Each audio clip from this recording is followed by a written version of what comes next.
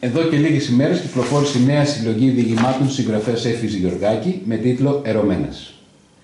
Το βιβλίο αποτελείται από 20 ιστορίες γυναικών, οι οποίες διαπραγματεύονται τον έρωτα στο σκληρό αστικό τοπίο του κέντρου της Αθήνας. Σήμερα έχουμε τη δυνατότητα να συνομιλήσουμε με την ίδια τη συγγραφέα, η οποία θα μας μιλήσει για το βιβλίο της και την έμπνευσή της. Θα αναφερθούμε στα μελλοντικά της σχέδια, όπως είναι η μεταφορά του βιβλίου στο θέατρο, καθώς επίσης και μια έκθεση ζωγραφικής με θέμα τη γυναίκα και τον έρωτα. Με τις ενέργειες αυτές θα δώσει τη δυνατότητα σε διάφορους τοπικούς φορείς, όπως είναι η τοπική αυτοδιοίκηση, σε γυναικείες οργανώσεις, όπως είναι το MeToo, αλλά και στον απλό κόσμο της πόλης να εκφράσουν τις απόψεις τους, τους προβληματισμούς, αλλά και να καταθέσουν ιδέες και προτάσεις για την ανάδειξη της ευαίσθητης γυναικείας υπόστασης, αλλά και την αναζήτηση του έρωτα, καθώς επίσης και τη διαφοροποίησή του από την κακοποίηση, τη βία και το φόνο. Ο έρωτας λοιπόν. Ο έρωτας ο οποίος ως έκφραση αλλά και ως ιδεολογική ταυτότητα έχει αφήσει το διαχρονικό του αποτύπωμα και γίνεται για άλλη μια φορά πρωταγωνιστής. Κυρία Γεωργάκη, γιατί επιλέξατε να γράψετε ένα βιβλίο για τον έρωτα μέσα από τη γυναικεία οπτική γωνιά? Νομίζω ότι γιατί ήθελα να ακουστεί η γυναικεία άποψη, η γυναικεία φωνή. Να ξεκαθαρίσουμε λίγο τι είναι αυτό που ζητάμε οι γυναίκες στον έρωτα. Και πώς προέκυψε αυτή η ιδέα? Αυτή η ιδέα προέκυψε γιατί διαβάζοντας τις ειδήσεις και ακούγοντας όλα αυτά που συμβαίνουν γύρω-γύρω, είπα ότι μάλλον έχουμε μπερδευτεί. Ο έρωτας δεν είναι, παιδιά, όλα αυτά. Ο έρωτας δεν έχει ούτε φωνικά, ούτε ξύλο, ούτε κακοποίηση, ούτε πόνο. Τις γυναικείες αυτές περιπτώσεις που βλέπουμε στο βιβλίο, πώς γεννήθηκαν, πώς παρουσιάζονται? Οι γυναίκες αυτές είναι όλες γυναίκες της διπλανής πόρτας. Είναι γυναίκες που τις βλέπουμε ή δεν τις βλέπουμε γιατί είναι πίσω από κάποια κουρτίνα. Και είναι οι γυναίκες αυτές που έχουν την τρυφερότητα, που έχουν να προσφέρουν στην κοινωνία. Είναι άτομα που έχουν να προσφέρουν, αλλά τελικά δεν ακούει τη φωνή τους. Μάλιστα. Υπάρχουν κοινά στοιχεία που εντοπίζετε στις εμπειρίες των γυναικών που περιγράφονται στο βιβλίο σας? Υπάρχουν κοινά στοιχεία. Όλες οι γυναίκες αναζητούν τον ιδανικό έρωτα. Και ξέρετε, είναι πολύ σημαντικό να αναζητάς τον ιδανικό έρωτα. Γιατί όταν στη ζωή σου θα έρθει και κάτι που δεν θα είναι εντελώς ιδανικό, αν είναι πολύ καλό θα μείνεις. Αν είναι καλό θα μείνεις. Αν αρχίσει να είναι μέτριο, κακό ή κάκιστο, ξέρεις ότι πρέπει να φύγεις. Ο εξατομικευμένος έρωτας λοιπόν. Ναι, γιατί ξέρεις, είναι το ιδανικό, είναι ο στόχος. Αν δεν τον έχεις, όσο πιο κοντά είσαι, τόσο πιο καλά είσαι. Όσο απομακρύνεσαι, ξέρεις ότι πρέπει να φύγεις. Δηλαδή πιστεύετε ότι ο έρωτας επηρεάζει τη ζωή των γυναικών? Φυσικά και επηρεάζει. Ο έρωτας είναι κινητήριος δύναμη.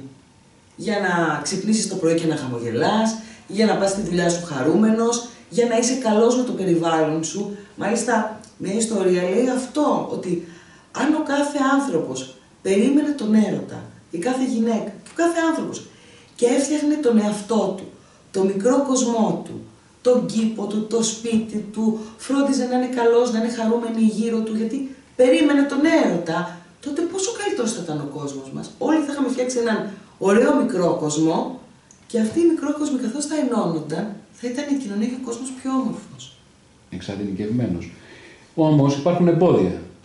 Πώς αντιμετωπίζουν οι γυναίκες στην αναζήτηση του έρωτα αυτά τα εμπόδια? Να πούμε ποια είναι τα εμπόδια. Βεβαίως. Τα εμπόδια είναι ότι, κατά τη γνώμη μου βέβαια πάντα, είναι ότι είμαστε μια κοινωνία που έχει πολλά ταμπού και παράλληλα την ίδια στιγμή παρουσιάζει τον έρωτα σε κάτι που είναι πρόστιχο, που είναι βίαιο, δηλαδή αν δούμε στις ταινίες, στον κινηματογράφο, όχι σε όλες βέβαια, προς Θεού, αλλά η εικόνα που έχουμε του έρωτα είναι πιο πολύ ένας έρωτας που έχει αρνητικό πρόσημο. Βάσει αυτού του χαρακτηριστικού, μπορεί να γίνει ο έρωτας πιο δίκαιος και πιο ισότιμος για τις γυναίκες? Ο έρωτας ο ίδιος είναι δίκαιος και ισότιμος. οι άνθρωποι δεν είμαστε.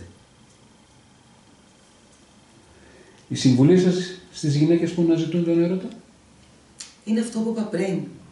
Πρέπει να ψάχνουν για το ιδανικό. Και επειδή το ιδανικό είναι πολύ δύσκολο να βρεθεί, να κάνουν λίγες εκπτώσεις. Γιατί με τις πολλές εκπτώσεις πρέπει να φεύγουν. Πρέπει να φεύγουν, γιατί κάπου εκεί έξω υπάρχει το ιδανικό για τον καθένα. Υπάρχει κάποιο ιδανικό ή κάποιο που πλησιάζει πολύ στο ιδανικό.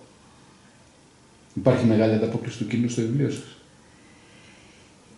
Είναι πολύ αρχή ακόμα, για να το πω, γιατί η παρουσίαση έγινε πριν από λίγες μέρες, αλλά αυτό που μου έκανε πολύ καλή εντύπωση, πολύ ωραία εντύπωση, είναι ότι ο κόσμος ήταν χαρούμενος.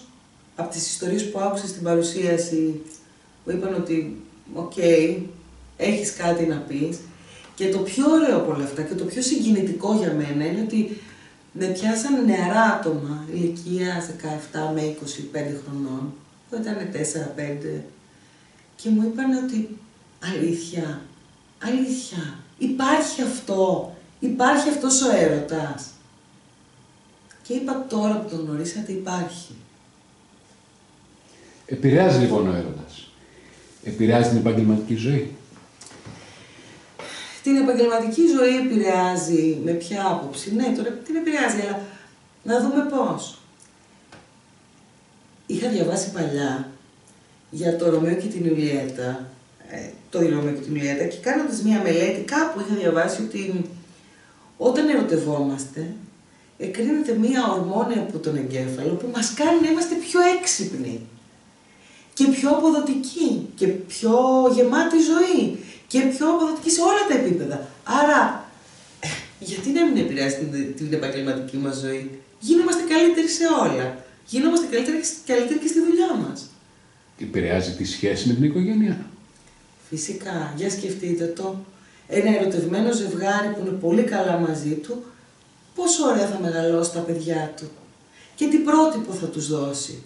Σε σχέση με ένα ζευγάρι που δεν είναι καλά, που τσακώνονται, που έχουν δυσκολίες ή βία ή οτιδήποτε. Οπότε μπορούμε να πούμε ότι επηρεάζει και την ψυχική και τη σωματική υγεία. Φυσικά. Οι άνθρωποι που δεν είναι καλά αρρωσταίνουν, αυτό το ξέρουμε. Και μάλιστα στην ομοιοπαθητική ιατρική, επειδή λίγο κάνω ομοιοπαθητική, σαν θεραπευόμενη, ένα από τα πράγματα που ρωτούν πάντα οι γιατροί είναι πώς είναι η ερωτική σας ζωή.